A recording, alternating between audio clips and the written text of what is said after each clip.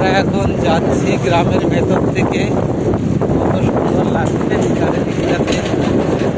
গ্রামে চারিদিকে এত গাছ, তার ভেতরে ছোট ছোট বাড়িগুলো কত সুন্দর, একদম ছবির মতো লাগছে দেখতে, খুবই সুন্দর, এত দারুণ লাগছে।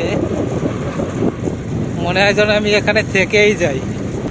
একটা গ্রাম হলেও কত সুন্দর সাজানো। দেখুন চারিদিকে রাস্তাঘাটগুলো কত উন্নত, কত সুন্দর।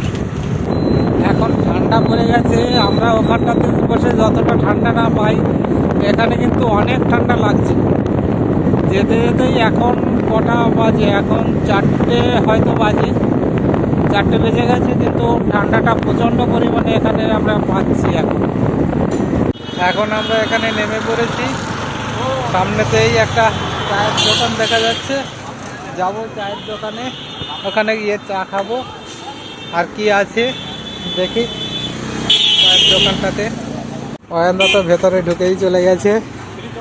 এই যে আমরা এখন চায়ের দোকানে চলে এসেছি। বেকারি বিস্কুট, বেকারি বিস্কুট, এটা কালো জিরে দেওয়া, কালো জিরো দেওয়া বিস্কুট। অয়নদা এখানে, এই যে, আর এখানে চায়ের ভারগুলো দেখুন কত সুন্দর, চায়ের ভারগুলো সাজিয়ে রাখা হয়েছে। এখানে ফ্ল্যাক্স আছে, এখানে দুধ আছে, তাই তো? দুধ ফুটছে এখানে। এটা কি সব চায়ের জন্যই হবে? আচ্ছা আচ্ছা, এত দুধ দেখুন, সব দুধগুলো রাখা হয়েছে শুধু চা বানানোর জন্য। বাবা, দুধগুলো ফোটানো হচ্ছে, চা হবে, সবগুলোই চা। সুন্দর একটা পরিবেশ, দারুণ, প্রচুর লোক সমাগম এখানে দেখছি, দারুণ। অয়নদা চা খাচ্ছে, বসে গেছে। কেমন লাগছে অয়নদা? খুব সুন্দর, খুব সুন্দর, আমার তো হেভি লাগছে। চেনা জায়গা তো আমার দারুণ লাগছে, খুব সুন্দর। ভারে করে চা দেওয়া হচ্ছে, চাগুলো রেডি হয়ে গেছে, আমরা এখন নিচ্ছি চা। দেখুন এই যে চাটা, একদম গরম গরম টাটকা টাটকা চা। অয়নদা, চাটা কেমন লাগছে?